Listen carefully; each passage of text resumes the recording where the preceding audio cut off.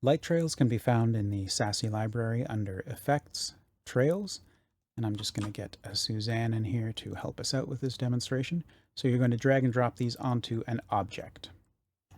And we'll expose the controls in the Geometry Nodes tab. So right now, you probably won't see anything, but we will get a timeline here.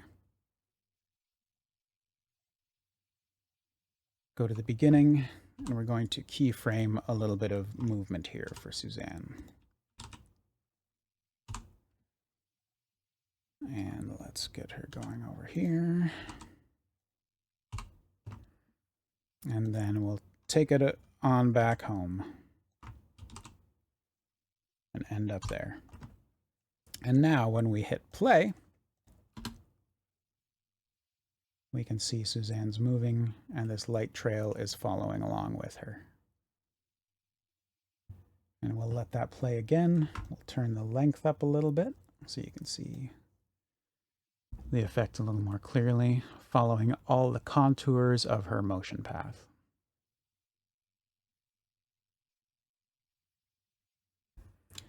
So I'll pause it there, and we have resolution here, so we can determine how many points are around this mesh, which will help, again, distinguishing between these two colors because it is a Fresnel-based effect.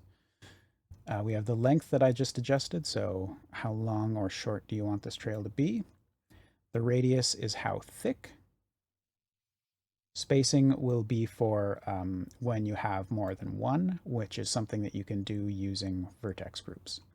So there's also the subdivision level to determine how smooth it is, and then an offset. So if you had, say, you know, the engine was up here, or the light or whatever you wanted to follow behind was up here, you could just move the point that it is attached to, and then it'll all look like it's coming out of the same point.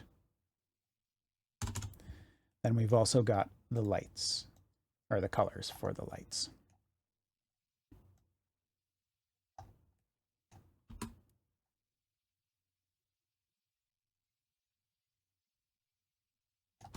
Okay, and let's say that we have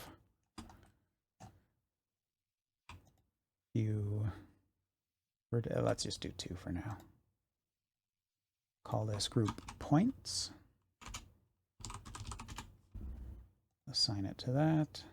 And then in our modifier tab, we'll say use the vertex group. Now you can see that we have 2 trails following behind our mesh here.